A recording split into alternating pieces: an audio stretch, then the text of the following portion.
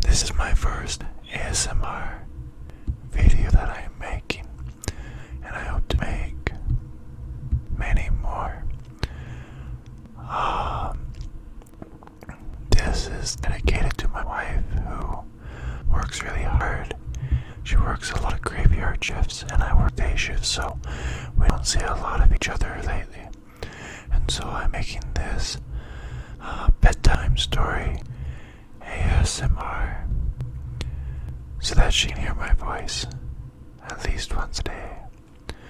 And the story I'm going to read is the Reluctant Dragon story. This one is one of my favorite stories as a child, and I hope she likes it as well.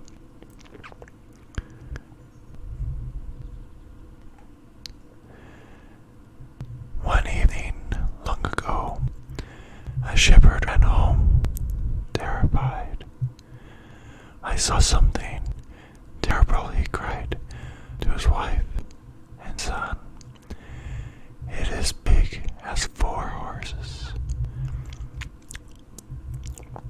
It has long, sharp claws, a pointy tail, and shiny blue scales all over its body."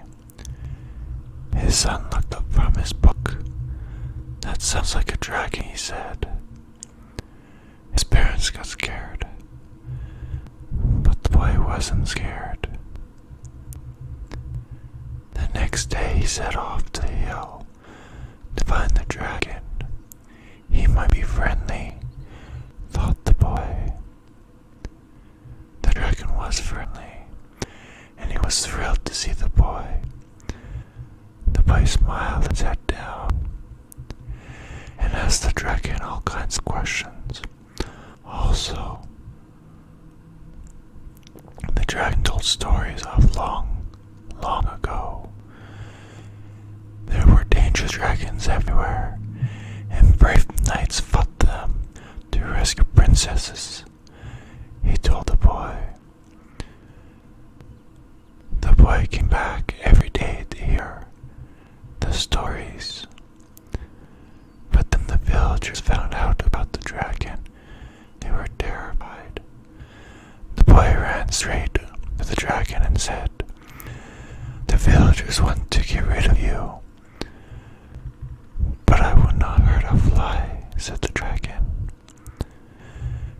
That afternoon, the boy heard even worse news. Sir George, the dragon killer, was there to fight the dragon. Immediately the boy rushed back to the dragon. "St. George the dragon killer wants to fight you," gasped the boy. "And he has the longest spear I've ever seen. But I don't like fighting. I'll just hide in my cave until he goes away," said the dragon. "You can't. Everyone wants a fight," cried the boy. The dragon yawned. "I'm sure you'll think of something," he said. The boy walked back to his village. A crowd of villagers was telling about the dangerous dragon. "He eats 10 sheep for breakfast. He burned down 5 houses," roared the villagers. "It's not true," said the boy. "The dragon wouldn't hurt a fly."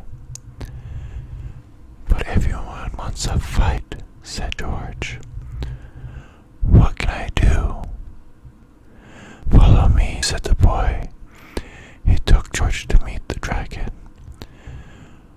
"What a perfect place for a fight," said George. "No fighting," said the dragon firmly. "Not even a pretend fight?" asked the boy. "Maybe," said the dragon. The boy turned to George. "Do you promise not to hurt him?" "Well, it has to look real," said George. "There will be a feast afterward," asked the dragon.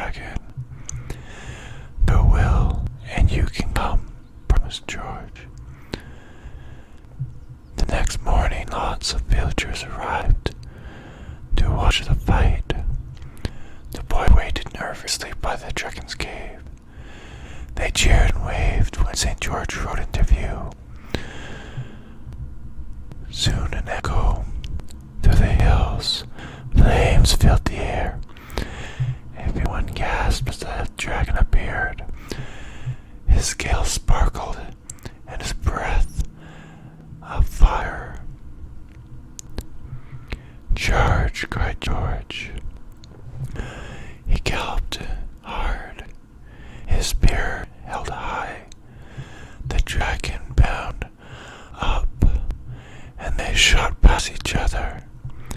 "Missed!" yelled the crowd. George and the dragon turned around and charged again. This time there was no way they could miss. Finally, after a lot of fight, the dragon slumped to the ground. George towered over him. "Cut off his head," shouted the crowd. "I think this dragon has learned his fight and learned his lesson," George declared. "Let's invite him to our feast." He led the villagers, the boy and the bad dragon, back down the hill.